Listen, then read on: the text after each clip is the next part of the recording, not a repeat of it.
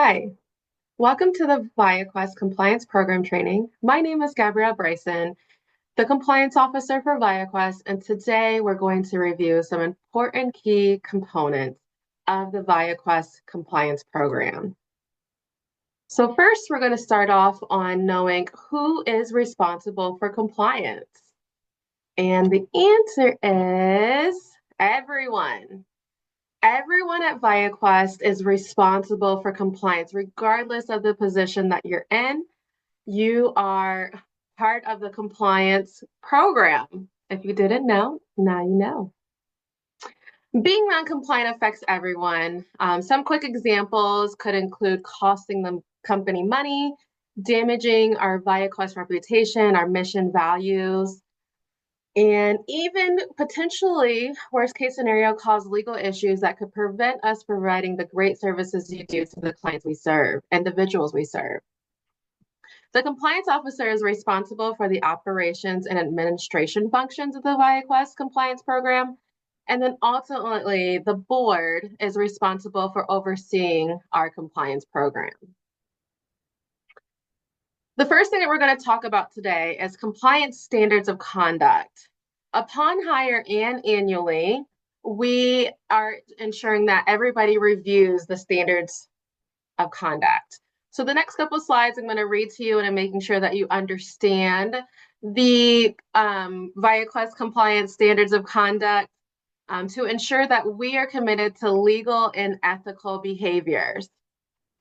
So the first one that we're going to talk about is maintaining high work performance standards. If you are unclear about your functions, please ask for clarifications or additional training.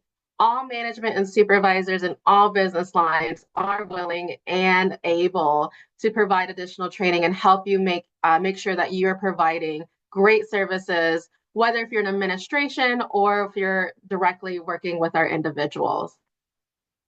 Have a mature, courteous, and helpful attitude.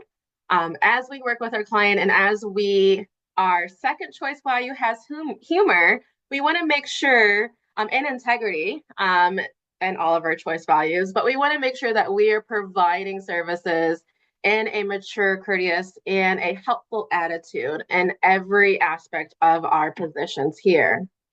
Number 3 is treat everyone with civility, honesty, and respect. Don't engage in discriminatory, harassing, retaliatory, inappropriate, illegal, or disruptive behaviors.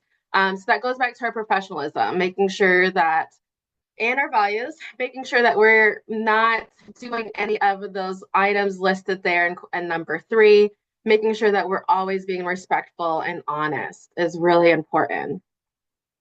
Number 4, know and follow the letter and spirit of applicable laws, rules, regulations, and guidelines, as well as company policy procedures. If you're unclear of rules, laws, or policies, please always reach out to the compliance officer, to your supervisor, to HR, and ask for clarification and guidance.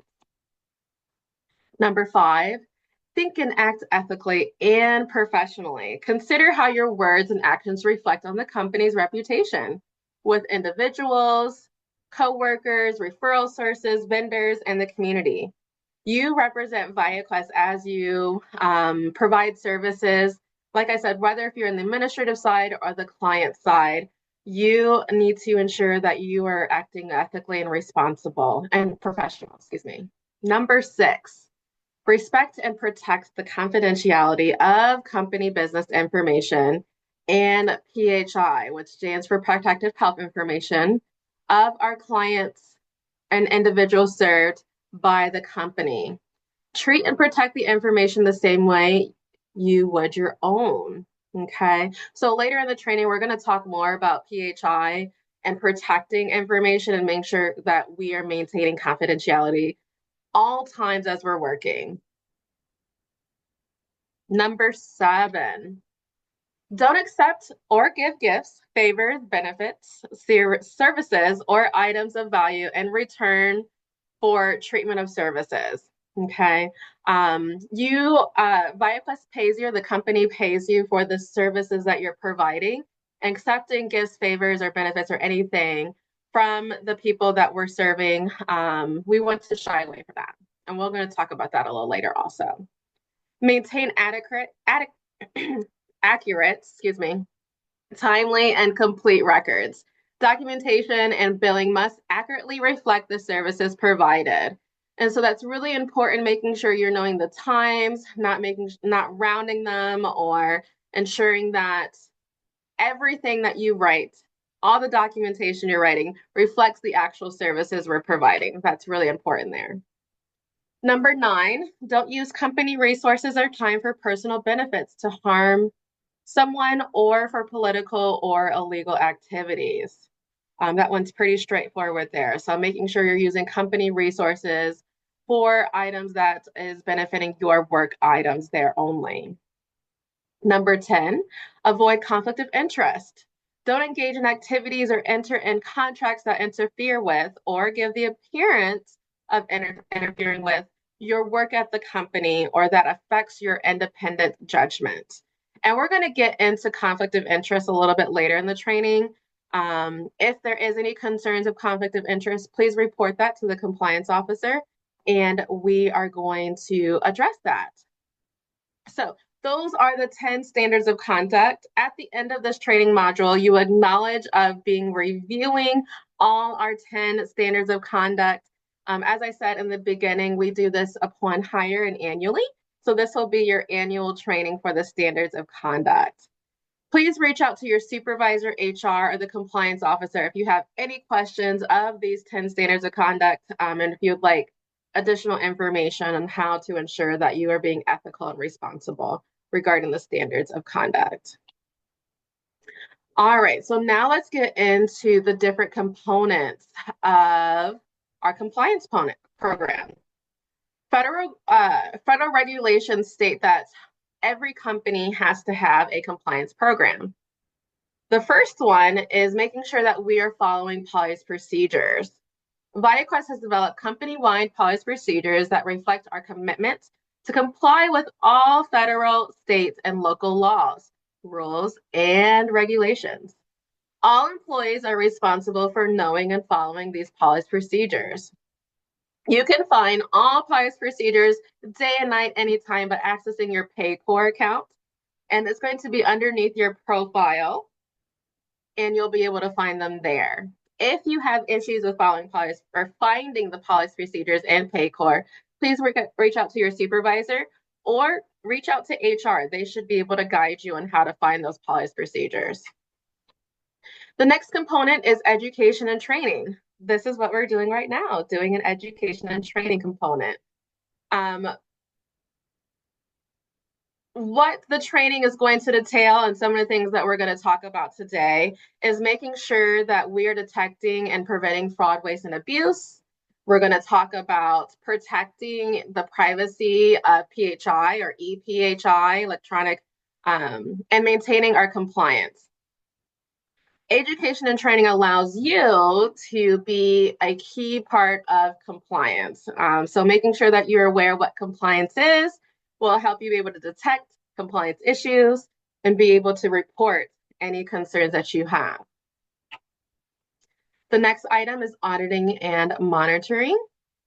The compliance program is always performing audits and monitoring to ensure and to reduce high-risk problems and prone functions. So that is making sure that we're billing correctly, making sure that we are keeping individual serves documentation private. We do exclusions and sanction screenings on everybody that provides services.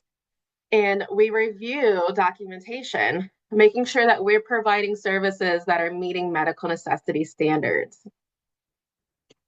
The next item is investigation and reporting. Please ensure that, and we're going to review this a little bit later, but we investigate any concerns that is brought up to the compliance program, and we want you guys to report any concerns. And so we monitor that, and we ensure that we investigate any issues that is brought up. Last but not least is promoting open lines of communication.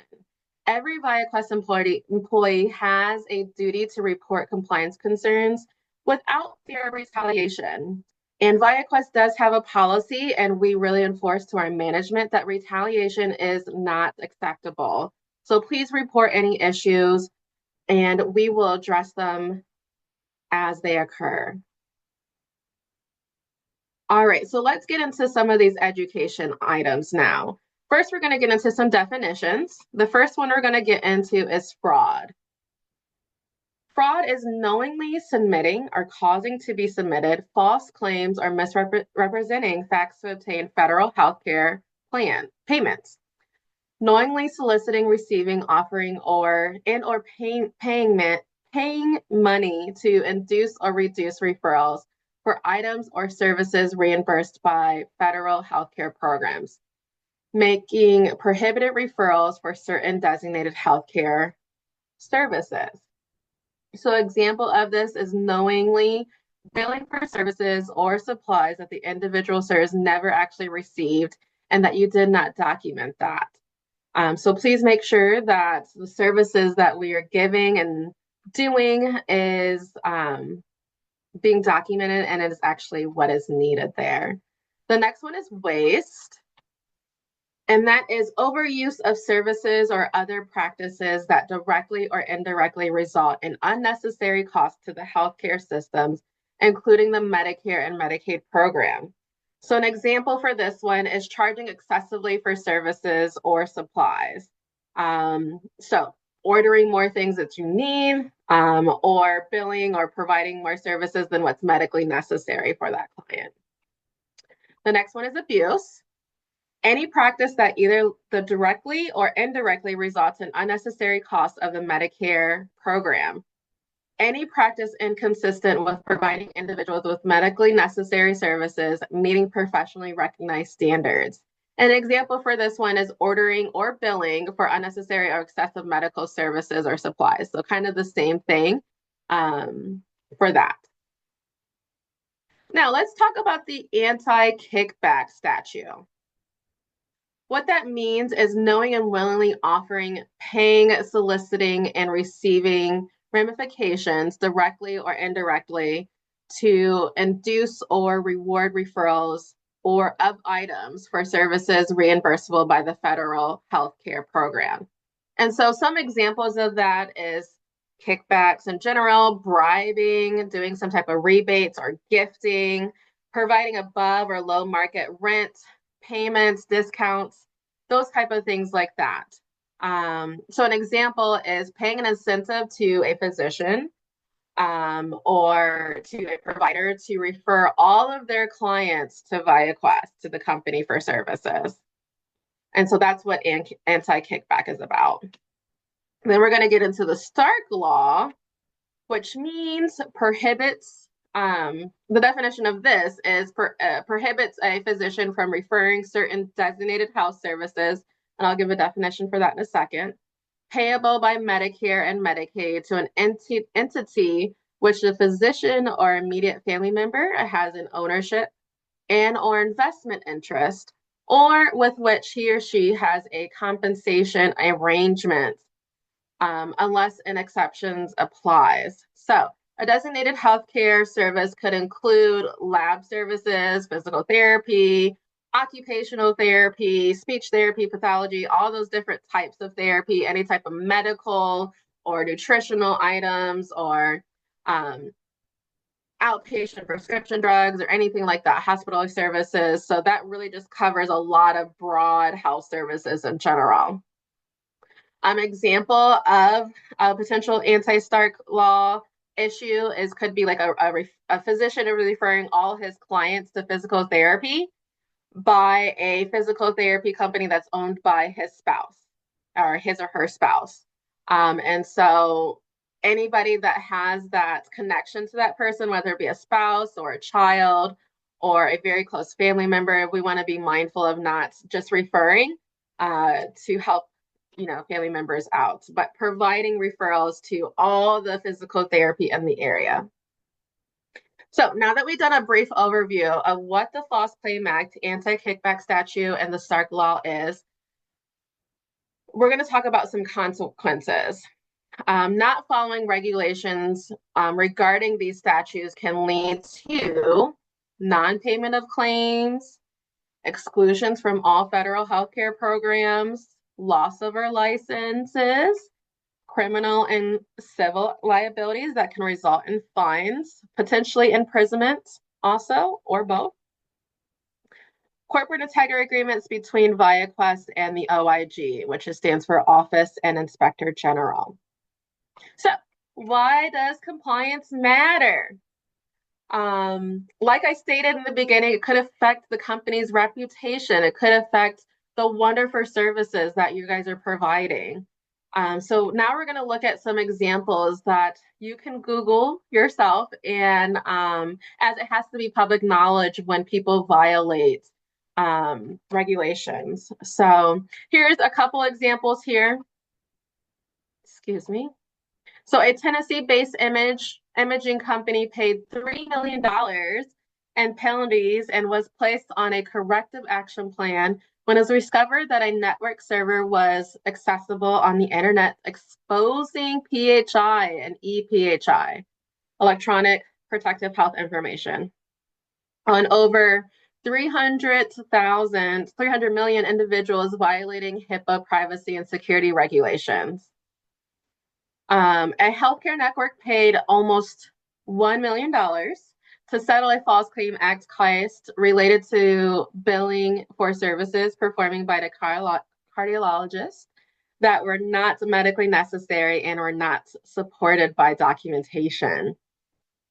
And then another example here is a pharmaceutical provider paid $392 million to settle a False Claim Act alleging they violated the anti-kickback statute by providing financial incentives to specialty pharmacies for promoting their drugs. Okay, so generally these fines are pretty high, as you can see here, and could cost the company money. And like I said, they have to publicly state what they did and then how much they have to pay on those violations. So the next thing we're going to get into is what is a conflict of interest. In summary, any circumstances where personal, professional, financial, or other private interests of a person compromise or biases, or the perception of the compromise or bias that exercises professional judgment and obligations. So it's really important that we make sure that we know that a lot of people potentially has outside positions, trying to work in multiple different places, but each company does have to have their own conflict of interest form. And in the next couple of slides, we're going to review our conflict of interest form. This is something that we have all staff members complete upon hire annually. And then each business line leader or designated person will review to see if there's any potential conflict of interest, where we need to ensure and review next steps on resolving any conflict of issues, or ensure that the services you're providing here at ViaQuest is not going to affect your other potential activities. So let's get into what the conflict of interest form is and looks like. Okay, so it doesn't look exactly like this because it is the PowerPoint here, but there is going to be different sections for you to be able to answer yes or no if there's any concerns of conflict of interest. So the first section of the form is outside activities and or employment. So the question will ask, do you or any immediate family members hold a position as officer, director, trustee, board member, partner, or key employee from a business outside of the company which provides goods and services or facilities in the company, or secures or may secure services from the company, or competes with the company either directly or indirectly by providing the same services as the company. The next one is outside financial interest, and the question asks, do you or any immediate family members receive profits or direct income from businesses outside the company which Same three items here. Provide goods and services or facilities to the company, secures or may secure services from the company, or competes with the company either directly or indirectly by providing the same services. And just as a reminder, immediate family could mean parents, spouses, children, and siblings, according to the IRS. So those four items, parents, spouses, children, and siblings, is considered immediate family there. Okay. Then the next one is outside ownership interest. Do you or any immediate family members own a financial interest in a business outside of the company, which, same three items, provides goods or services or facilities to the company, secures or may secure services from the company, or competes with the company either directly or indirectly by providing the same services as the company? Then the next section is going to be about gifts, favors, services, entertainment, and loans. So the question states, have you or any immediate family member accepts gifts, favors, services, entertainment, or loans other than those that have been both unsolicited and has a value of $15 per item or a total of $75 per item for the year, which might affect or influence your judgment or actions concerning company business? Yes or no? Next section is inside inside information. Have you or any immediate family members used or disclosed information related to the company for your own personal profits or advantage of personal profits or advantage of immediate family member? Yes or no? Direct knowledge. Do you or any immediate family members have direct knowledge of a company director, officer, physician, non-physician, employee, or contractor who has or might have authorized or commits an act which could or might be prohibited or illegal? Then the last two items of the conflict of interest form is family employment. Are any family members of your immediate family employed by the company or have a contract with the company? And then others, other than what has already been listed, do you or any immediate family members has any other relationships that may present an actual or potential conflict of interest with your employment at the company? So at the end of this training module here, you should be able to answer all these questions, and this will be submitted to HR and to the business line leaders, and potentially may be reviewed. If there is anything that you potentially mark yes, to ensure that we are addressing any conflict of interest issues. All right, let's get into the next section of our training here, which is about HIPAA and PHI. So I know a lot of people ask this, and I know people spell it differently, HIPPA or HIPAA. This is the correct way to spell it. It stands for Health Insurance Portability and Accountability Act. There is going to be two components or two parts of the regulation. There is going to be a privacy section and a security section. So the privacy is protecting verbal, written, or paper PHI, while the security part is regarding the electronic part of any type of PHI. Okay. So PHI is protected health information, and the E before the PHI is electronic protective health information. And they both can be identified as past, present, and future physical or mental health conditions, healthcare services provided to the individual, and the past, present, and future payment for healthcare services provided to the individual. So this next slide here is an example of the most common individual identifiers that you probably would be using more than any of them. So there are a couple more that I didn't list here, but these are probably the most common ones that you guys would probably use. And so these are things that we have to protect of our individuals. And we're going to get into more details of that as we go through the training.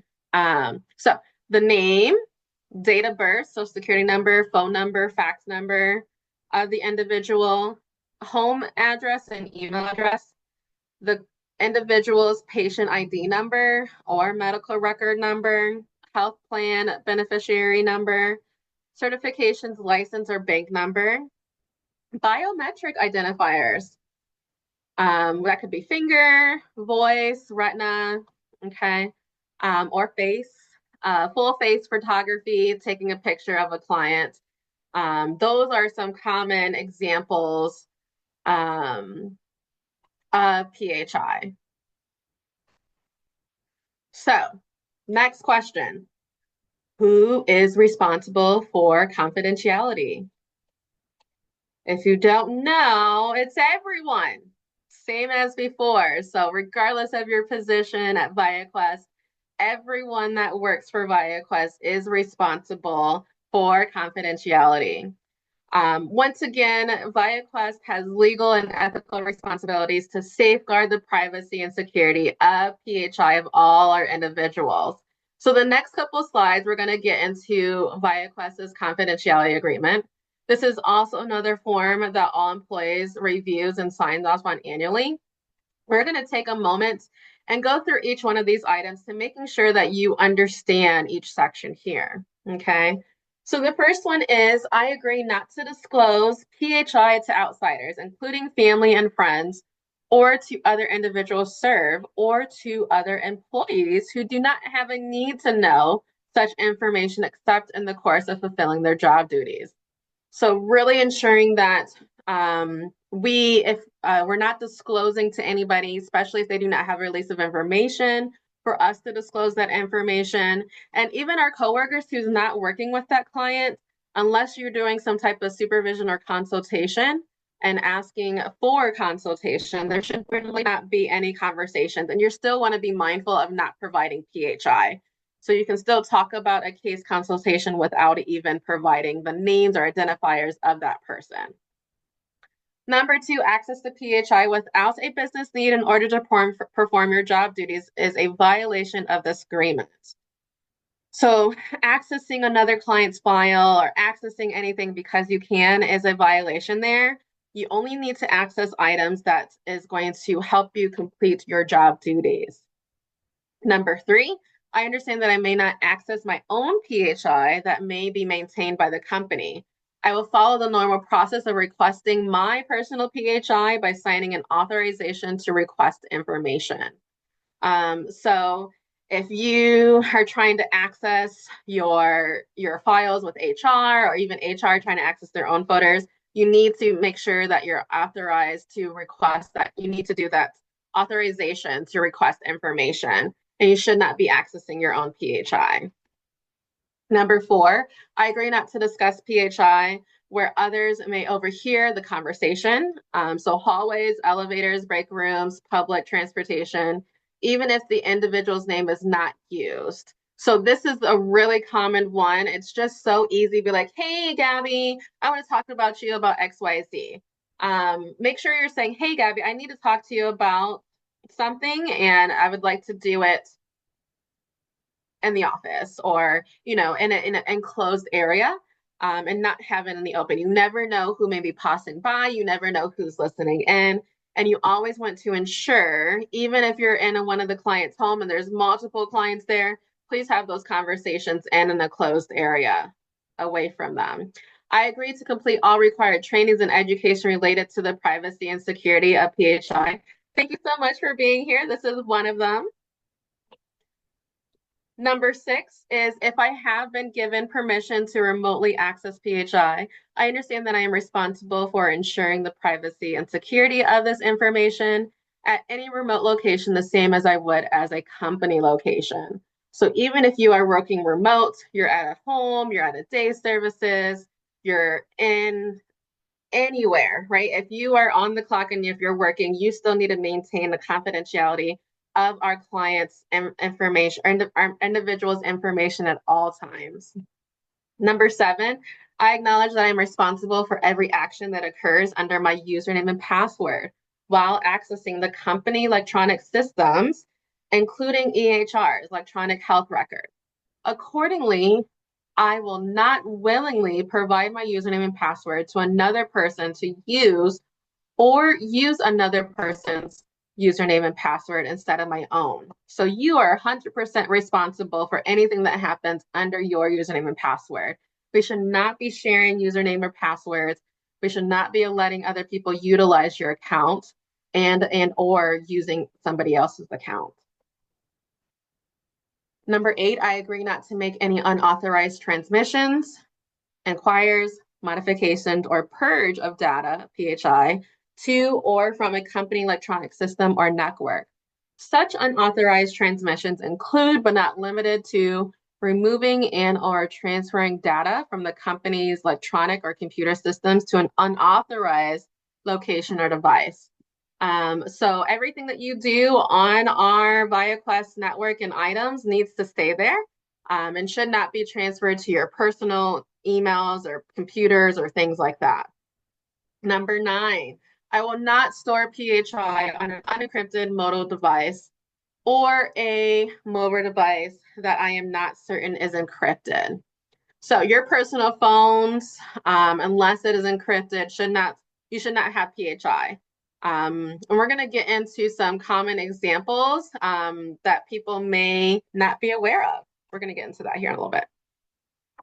Number 10, I will not send PHI to an unencrypted mobile device or a mobile device I am not certain is encrypted. So that's what we have secured email for, which we're going to get into a little bit later. And we're going to get into some examples of that later also. So number 11, I agree to log out of computer workstations, electronic systems, and or the network prior to leaving unattended for any length of time. Okay, so going to the bathroom, going to lunch, going to the printer, especially if you're in a place where there's other people there, or if you're working remotely, maybe be even working from home, you need to make sure that nobody else can access your information, even if it's just for a moment. So logging out of your EHR, closing down your laptop, putting it in sleep mode for that a little bit of time that you're away from your devices. I will not post, discuss PHI or images of individuals served on social media sites. Posting of images on company-sponsored social media sites requires authorization of the individual served or their legal representative and must be accordance to the company policy. So we're going to get into that policy a little bit later, but this is very important, especially as we get into social media day and age. Following our policy procedures about that is going to be very important there. 13, I acknowledge and agree that I do not have an expectation of privacy when using or accessing the company's electronic systems or network.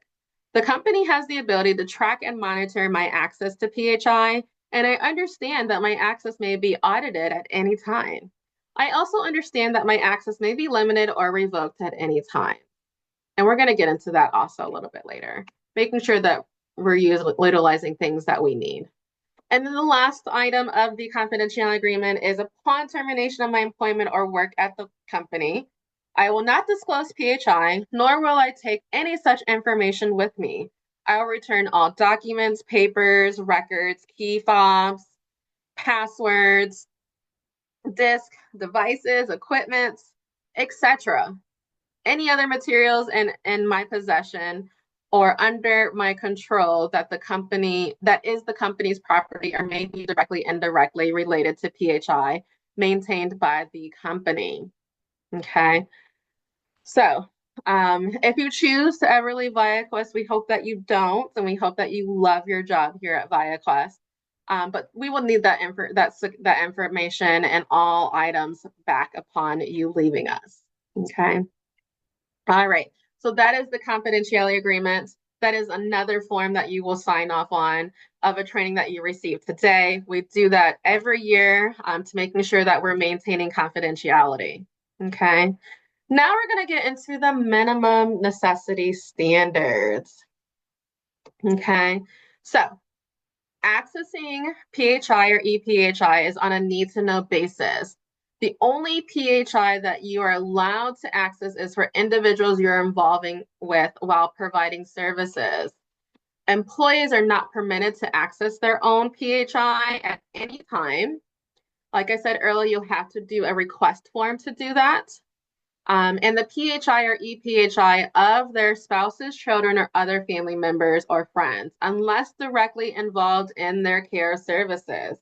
So even if you know that they're receiving maybe a different service from a different business line or something like that, unless you're on that release of information or unless you're provider of that care or guardian or something like that, you will not be freely be given information about that.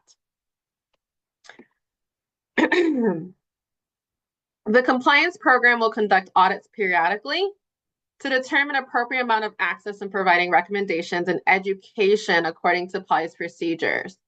So once again, you will only have access to PHI on a need-to-know basis to perform your duties. Don't request more PHI or EPHI than it's necessary. So for example, don't request the whole chart. If you only need to look at the assessment or the event that happened 2 weeks ago, then that is the only thing that you're going to request. And also on the opposite side of that, don't give out more information, PHI or EPHI, than is necessary.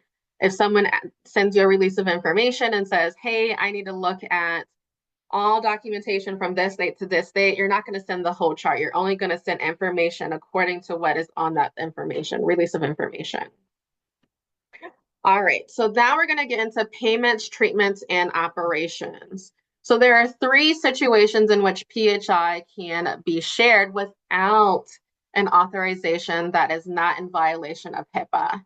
Those 3 are payments, treatment, and operations. So payments is information can be shared to payers when we're billing for services. Treatment means information that can be shared between healthcare providers who are treating the same individual. And then operations. Information can be shared for healthcare operations of the organizations. So those are things like activities related to quality, monitoring, compliance, and legal. So those are the 3 acceptable items where we don't need a release of information and it's authorized for us. It doesn't violate HIPAA. So now we're going to get into the Notice of Privacy Practices. So that stands for NPP. If you've heard that before, we want to make sure that we're following the NPP. This is for individuals that we serve. It is our duty to inform clients and individuals or patients regarding the Notice of Privacy Practices, on how their PHI or EPHI will be used and disclosed by ViaQuest and their rights regarding their PHI or EPHI. So we're going to go through the whole Notice of Privacy Practices also here today. We want to ensure that you're able to educate your individuals and clients when you're reviewing this document with them. So you should be reviewing it with them. Most business lines, some have some type of client handbook or admission packet that has this embedded in it. And minimally, we should be reviewing it with them upon mission and annually. Okay. I'm getting ahead of myself here. So ViaQuest, we also ensure that we want to be accessible to the Notice of Privacy Practices. And so we're going to post them in all of our office locations. Like I said, it's going to be your job, all of our jobs, to communicate the NPP to our individuals served. Like I said, done usually in the mission packet there. And it's required for us to review with them on an ongoing basis. And our consent form, we're going to obtain acknowledgement of the receipt of the NPP. And like I said, we should be reviewing it annually. This is also posted on our website too, so they can access that at any time. All right, so let's get into it. Notice of Privacy Practices, your rights. When it comes to your health information, you have certain rights. This section explains your rights and some of our responsibilities to help you. So get a paper electronic copy. You can ask to see or get a paper or electronic of your medical records or other health information we have about you. Ask us how to do this. And so it would be you be able to explain whether if it's going through the medical records or going through your management on how they can access that. We'll provide a copy or a summary of your health information within 30 days of request. We may charge you a reasonable cost-based fee, and that will be determined by the management or the medical records department on if there is any cost to that.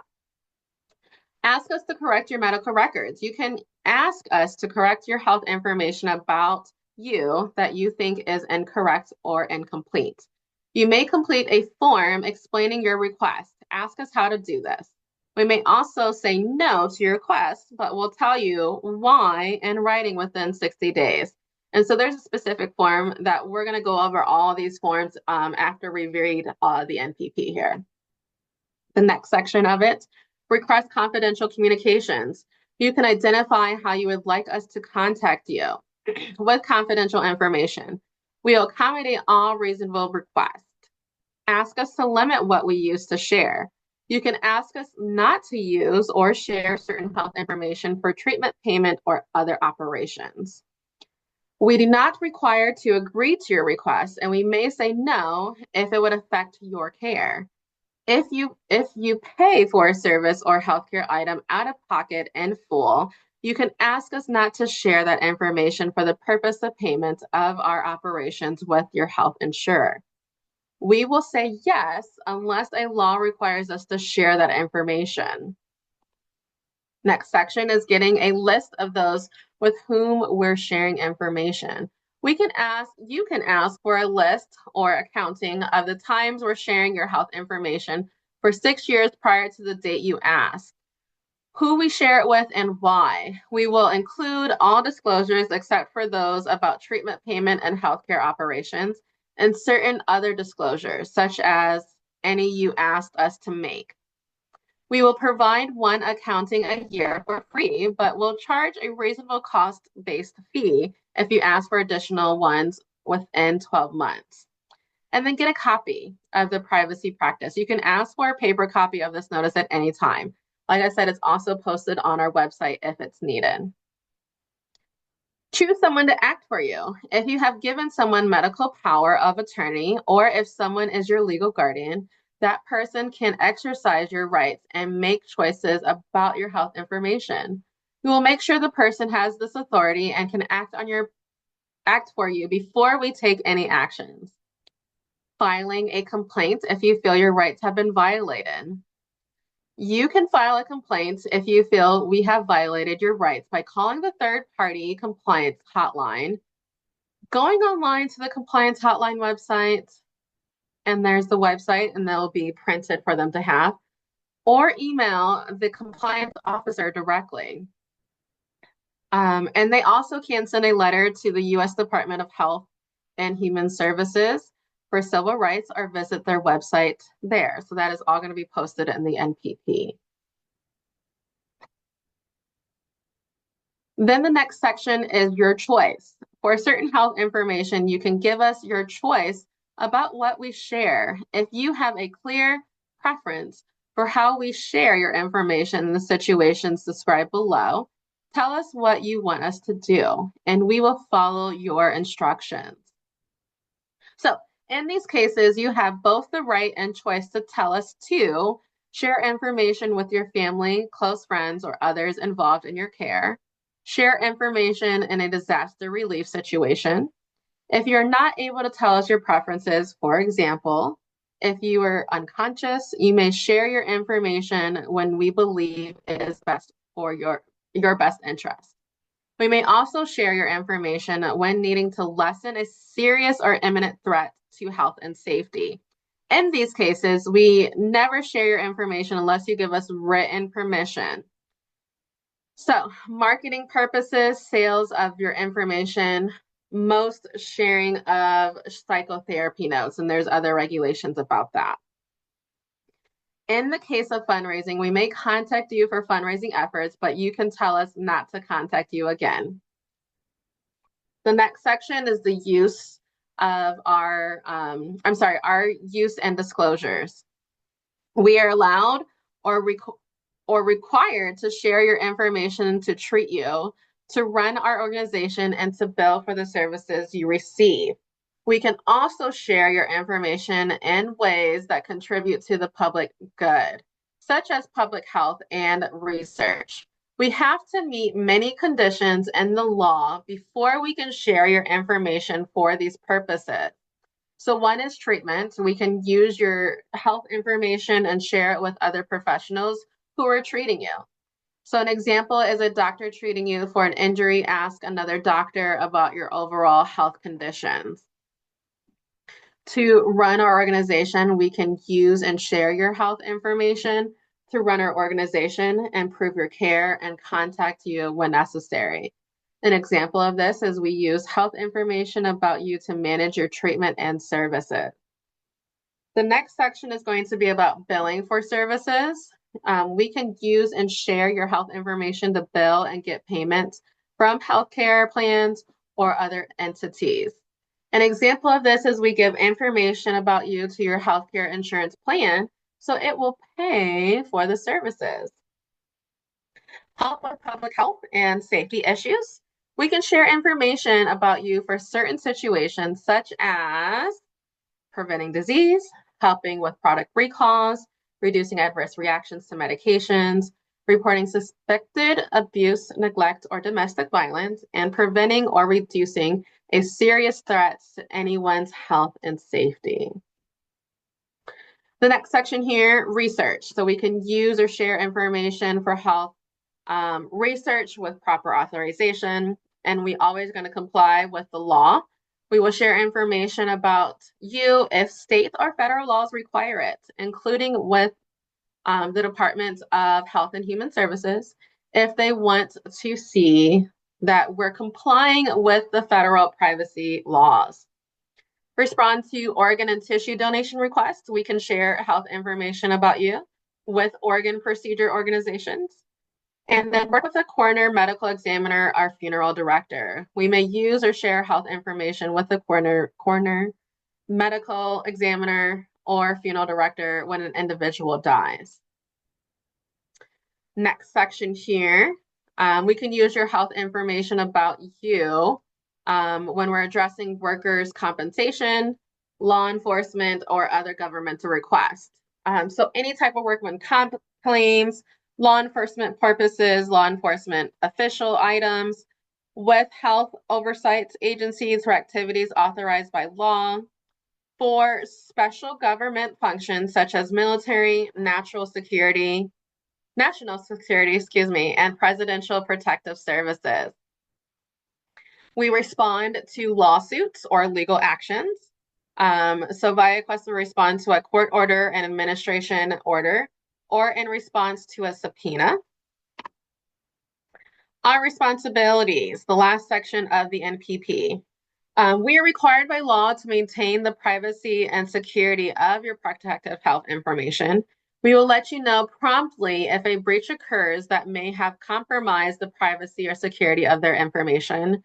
We must follow the duties and privacy practices described in this notice and give you a copy. We will not use or share your information other than as described here unless you tell us we can in writing. If you tell us we can, you may change your mind at any time. Let us know in writing if you wish to make any changes. So changes to the terms of this notice, we can change the term of this notice, and the changes will apply to all information we have about you. The new notice will be available upon request in our offices or on our website.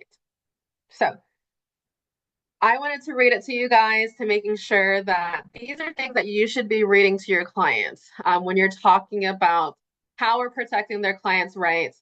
Like I said, it's going to be in your mission booklet or it's going to be in your client handbook that you're reviewing on a regular basis, at least annually or upon request. So now we're going to get into individuals' rights regarding their PHI or EPHI. Individuals have the right to request to amend their PHI, and this is where I talked about earlier all the forms that would potentially be used if they would like to make any changes. So the first one is amendment of PHI information. The second one is the request for accounting to disclose information. And that's if they want a list of accounts of all their PHI or any disclosures that we may have made. The next one is request for restrictions to the PHI. So if they would like to restrict on how ViaQuest uses and discloses their health information, they're going to utilize that form. And then the standard authorization, or the most common one that you guys are probably aware of, is this one, or ROI. This is to obtain a copy of their health information created by ViaQuest in any format. And then admission consent form, and this is how we communicate their health information for them that will be addressed. So in the admission consent form, we consent for treatment to bill for services, making sure that we review the notice of privacy practices there. All these forms can be found on Paycor at any time. So, did you know 80% of all HIPAA violations occur because employees did not follow policy procedure? And so we want to make sure that we are following all security items, and there's going to be 3 different components here. So the first one is administrative safeguards. This includes making sure that we have strong passwords on our work devices or our personal devices that we use work for, or all of our electronic devices. Making sure that we have secure workstations. And then making sure that we're following the release of information regarding PHI. Physical safeguards, security systems. So all of our items that RT provides to us has security systems on them. We want to make sure that we are not affecting or utilize anything that can harm that. If we're having paper files or anything like that, we're locking the doors and cabinets in the homes or at the offices. We want to make sure that we're doing that. And then technical safeguards. Once again, IT will ensure that we have firewalls and encryptions on all things. Now we're going to get into each individual most common items to ensure that we are making sure that we are having privacy and security practices safeguards. So the first one is conversations. It is so easy to start a conversation with a coworker while you're passing them, or, hey, Gabby, I need to talk to you about XYZ. We always need to be mindful in making sure that we are not discussing client information in public areas. These need to be done behind closed doors and private areas. If it is, and this is very minimally, it needs to be in public areas, you need to make sure that you're not disclosing PHI and potentially talking in code, right? To ensure the safety of the client's PHI. Next, we're going to get into texting. Oh my gosh. So this is so common nowadays to be texting people. And this is one of the main ways that we're communicating with each other, which can be great for coordination to ensure shifts are covered, asking someone to call you back to resolve on a pressing issue.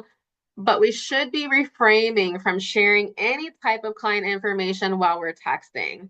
Regular texting from phone to phone is not a secured platform. Absolutely no client information should be shared.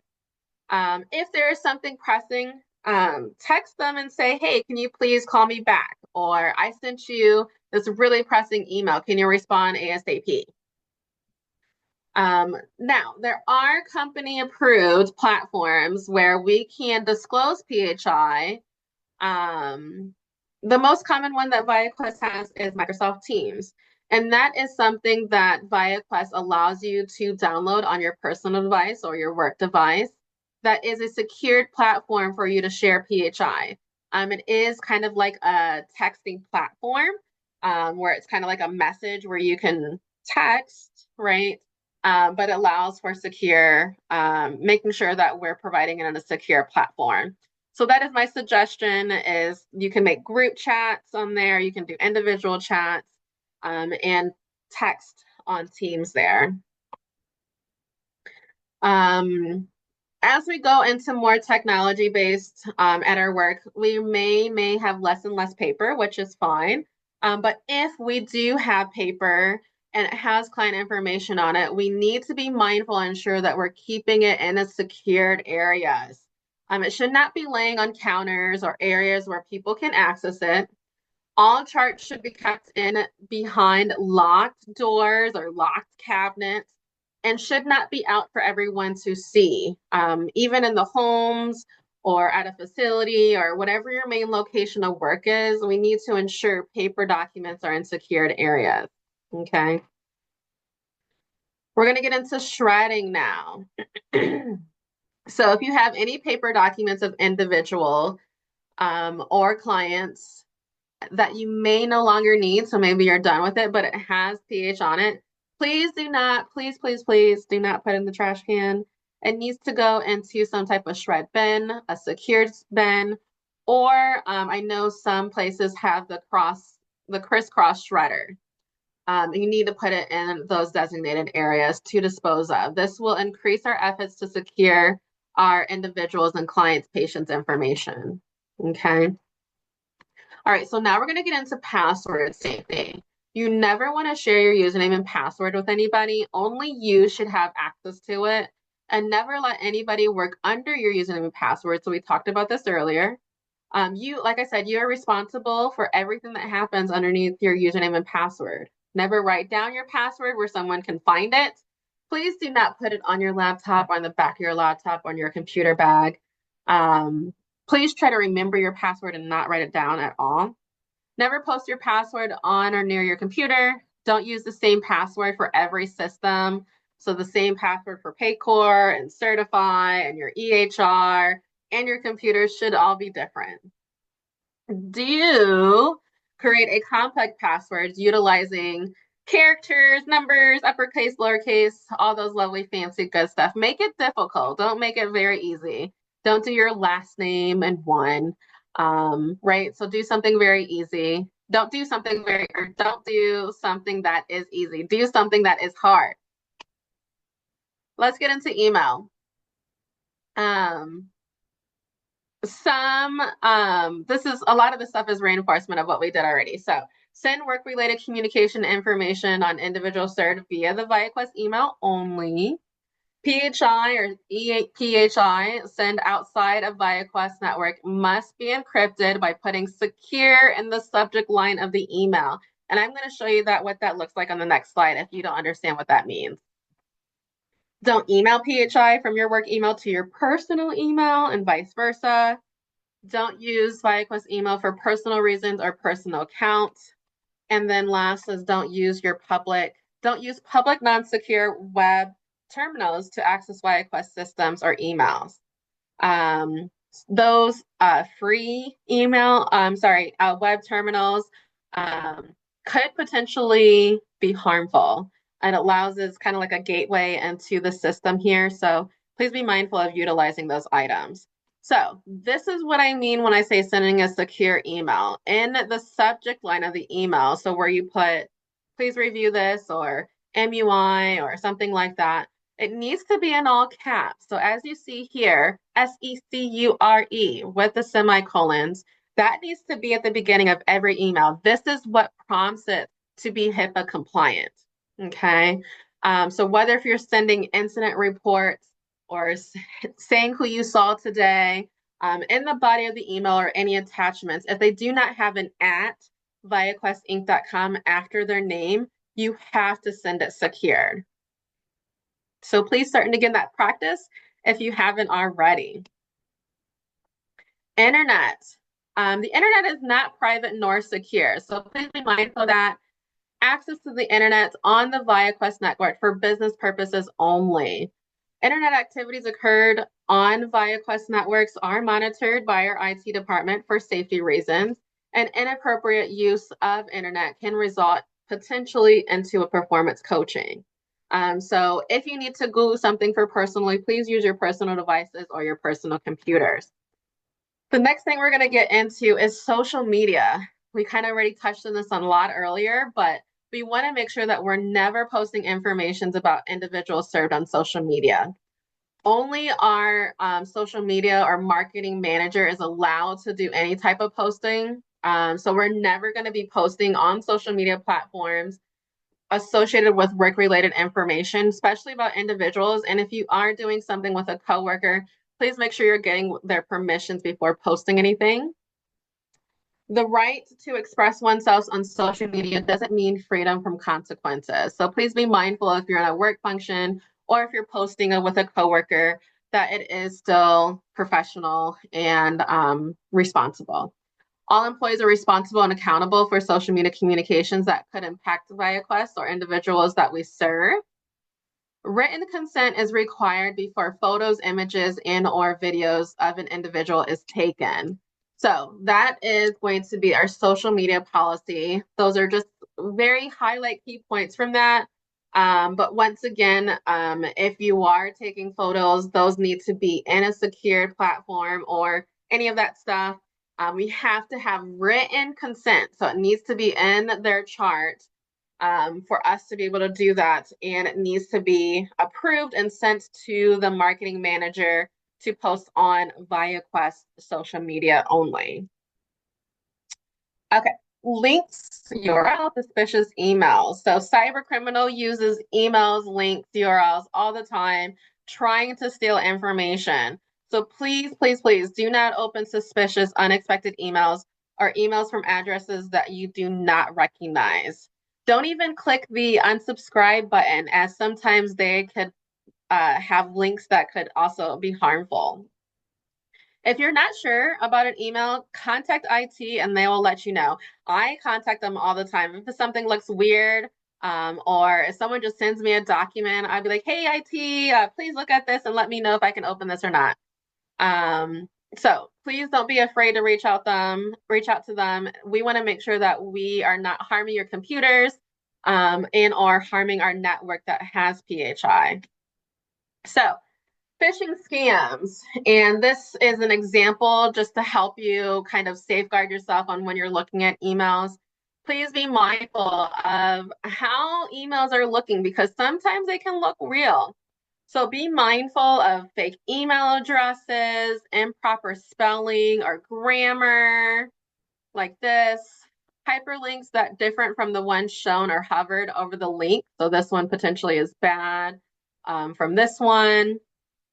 Requesting the personal information, anything required immediate action, that is always a good key indicator. Free gifts, one of a prize or contest, requesting donations, include a suspicious attachment. Please do not open that attachment. If you suspect you have received a phishing email, please don't open it. Either delete it or forward it to IT or to contact IT saying that you received this email, because other people may also receive that email and IT could help delete that and continually safeguard our items there. Electronic media and mobile devices, so phones. Please don't purchase or use personal mobile devices just to store PHI. There's no reason to do that. All of our computers and all of our ViaQuest equipment has the adequate storage to do that. If you need more, please contact IT and they'll be able to get that extensions for you. Cell phone use for work-related communication should be password protected with screen locked and encryptions. Don't install, remove, or download software on any ViaQuest electronic devices. If you need anything downloaded, please call IT and they will ensure that it's done in a secured manner. Call IT help desk before returning electronic medias to a vendor or before disposal. PHI or ePHI must be removed from all devices, including cell phone, copiers, fax machines, etc. So if you do have the ViaQuest email on your personal phone, please call them. They can make sure it's wiped and cleaned out before they turn it in so other people won't be able to access it. In addition, once again, public Wi-Fi is not often a secured place. So please don't leave your laptop in your car or your vehicle in general, any ViaQuest equipment. You must, if you are going from potentially one site to another and one home to another, and you do have that, please put it in before you leave. Don't do it when you get to your destination. We never know who's watching you, so you need to make sure if you're going from one site to another, you're not going to be needing it. Please put it in a secured area, but it needs to make sure that it's not visible.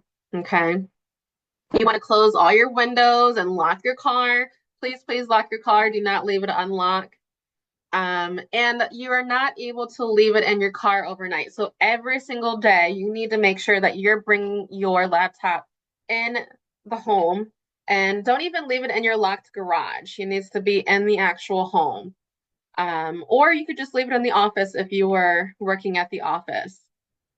Do not leave your laptop or tablet or your phone unattended in public areas. Be aware of the visibility of your computer screen when others are around. So even if you're working in a public area, try to have the wall against you, not being out in the open for other people to see what you're working on behind you when you're dealing with PHI. Protect laptops and tablets from extreme temperatures and food and drink spills.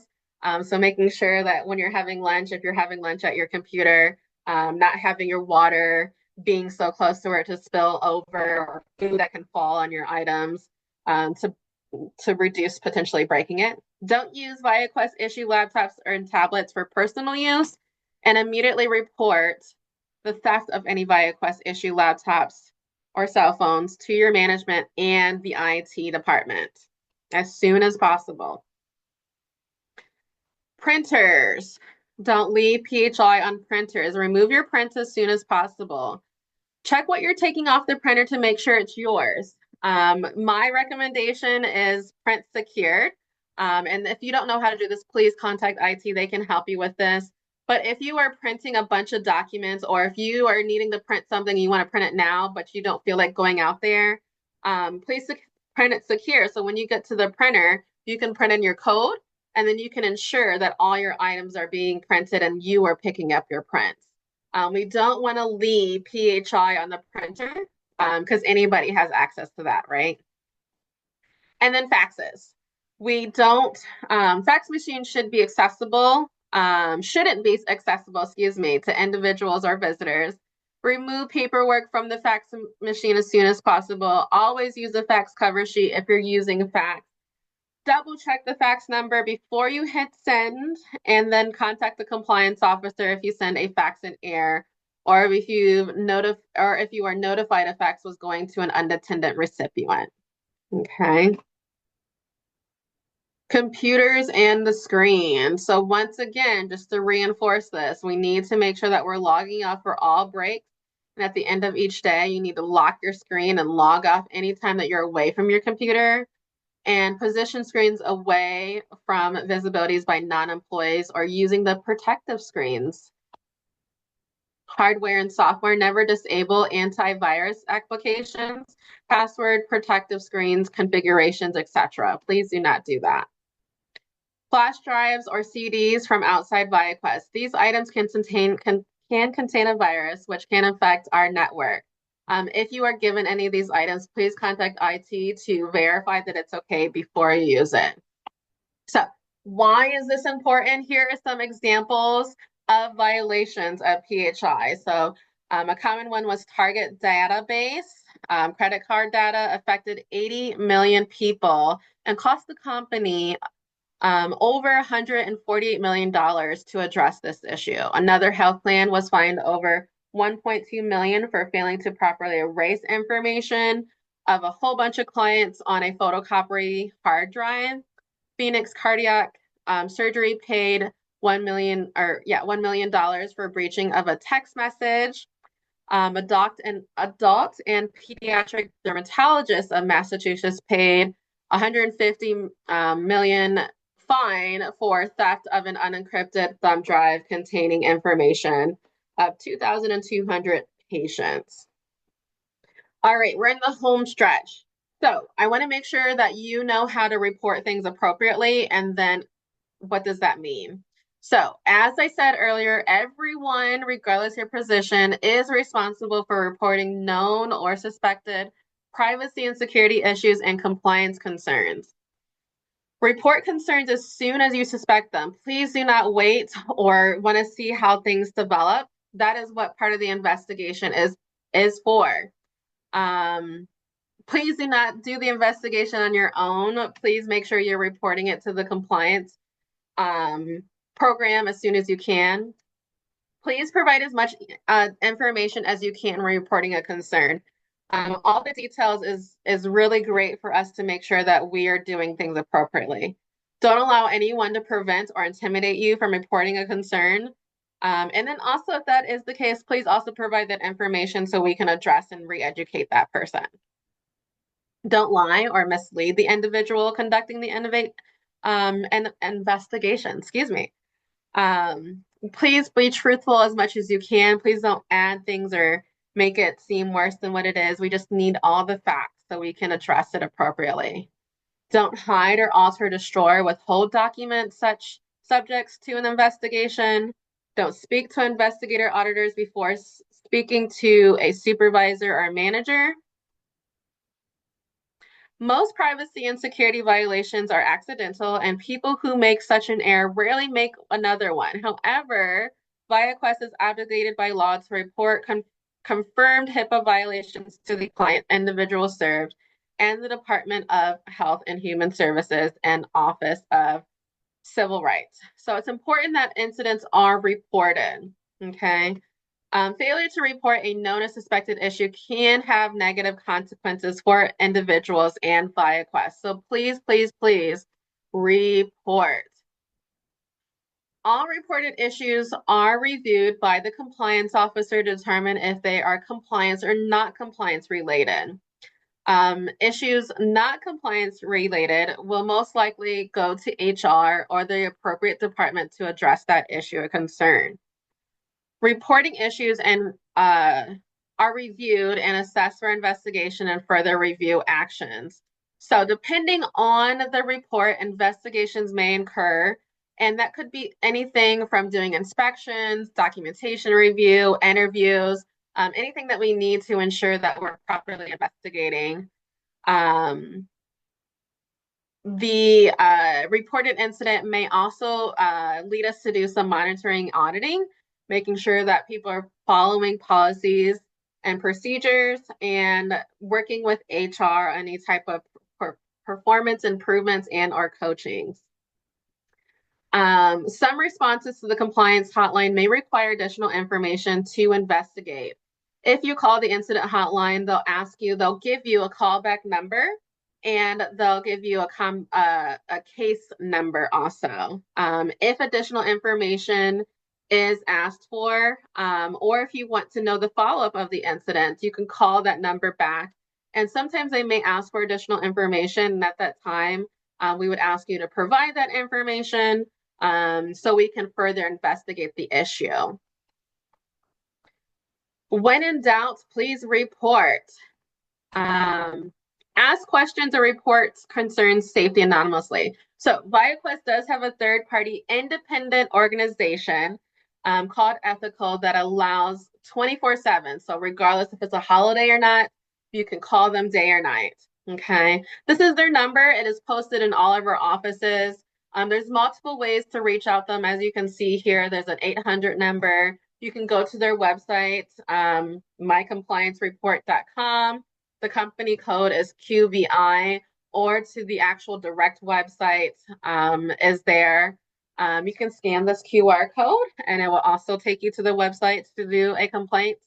Or if you'd like to contact the compliance officer directly, we do have an email for that. So that's compliance@viaquestinc.com. That is monitored, and we hope to do responses within 48 hours. Okay. Last but not least, it all begins with you. Please don't be concerned of violations or retaliations. Please, please, please report anything. Compliance begins with you, and everybody is part of the compliance program, and the compliance team needs your help. So please feel free to reach out to us anytime. Thank you so much for spending this time with me today and learning about the compliance program. I hope you have a great day, and we will see you around.